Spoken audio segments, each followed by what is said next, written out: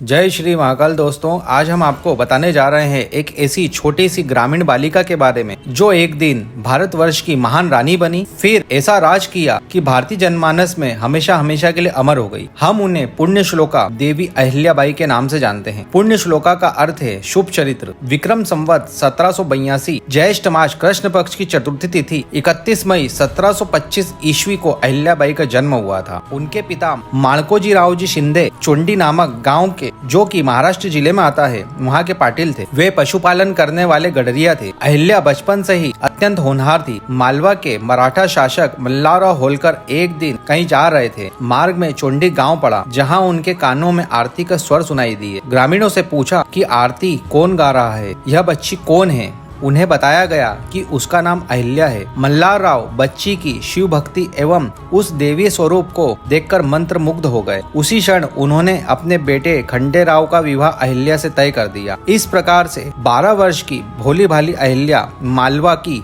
राजवधु अहिल्याबाई होलकर बन गई। राज परिवार यह देखकर आश्चर्य करता था कि अहिल्या राजकाज से जुड़े जटिल से जटिल कार्यों का हल बहुत ही आसानी से निकाल लेती थी। उसकी वाणी पर सरस्वती मानो स्वयं वास करती थी। ससुर मल्हारराव ने अहिल्या को अपनी बहू नहीं अपितु बेटी की तरह प्यार दिया। वर्ष 1754 में कुम्हेर के युद्ध में अहिल्या के पति खांडेराव की मृत्यु हो गई। अहिल्या के पति खांडेराव वीरगति को प्राप्त हुए। उनकी मृत्यु के बाद वह सती होना चाहती थी, लेकिन उनके ससुर ने उन्हें समझा बुझाकर रोक लिया और उनको अपने उत्तराधिकारी की तरह तैयार किया। अहिल्याबाई को युद्ध कला का प्रशिक्षण भी दिलाया। उन्होंने उनकी खुद की महिला सेना तैयार की। वर्ष 1765 में अफगानिस्तान के अहमद शाह अफगानी ने पंजाब पर आक्रमण किया। तब मल्हारराव दिल्ली में उसकी सेना से लोहा ले रहे थे। दूसरी ओर अहिल्याबाई ने अपनी सेना के साथ ग्वालियर के पास भुवत किले पर मराठा ध्वज फहरा दिया। वर्ष 1766 में मल्हारराव का निधन हो गया। इसके बाद पूरा राजकाज अहिल्याबाई के कंधों पर आ गया। उन्होंने अपने पुत्र मालेराव का राज तिलक भी करवाया, लेकिन कुछ ही महीने में उनकी भी मृत्यु हो गई। इसके बाद सन 1759 में औपचारिक तौर पर उनका राज तिलक हुआ और वे मालवा की रानी बनी। उनके लिए धर्म केवल पूजा ही नहीं, बल्कि प्रजा के लिए न्याय और सेवा भी था। अहिल्याबाई के लिए शिव केवल ईश्वर ही नहीं, उनके जीवन के मार्गदर्शक भी थे। रोज सुबह वह शिवलिंग की पूजा करती और हमेशा शिवलिंग को हाथ में रखकर ही न्याय करती थी,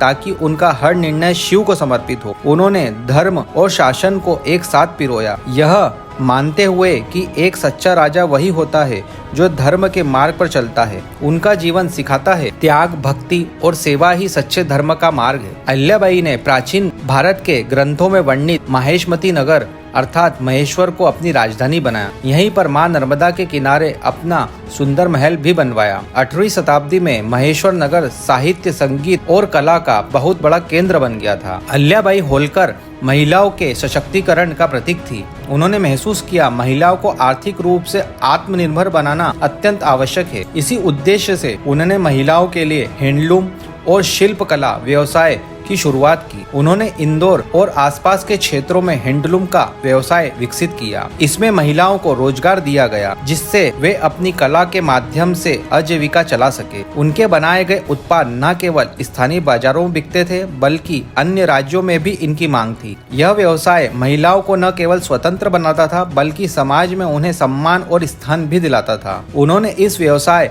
से अर्जित धन का उपयोग गरीब विधवाओं और अनाथों के उत्थान के लिए किया। अहिल्याबाई होलकर का सबसे बड़ा योगदान उन हिंदू मंदिरों का पुनर्निर्माण था जिन्हें इस्लामी आक्रांताओं ने ध्वस्त कर दिया था।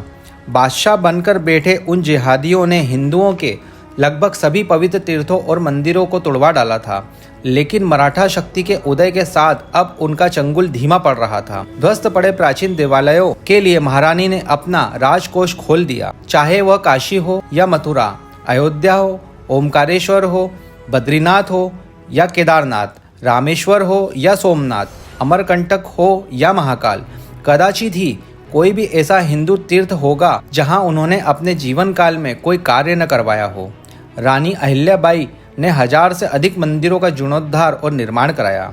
इसके अतिरिक्त उत्तर से दक्षिण तक देश भर में सैकड़ों धर्मशालाएं बनवाई, तालाब बनवाए और कुएं खुदवाए। पूरे भारतवर्ष में शायद ही ऐसा कोई स्थान हो जहां रानी अहिल्याबाई ने कोई काम न करवाया हो। अहिल्याबाई होलकर केवल नाम ही नहीं, बल्कि त्याग, धर्म और न्याय की वह ज्योति है जो युगों युगों तक जलती रहेगी।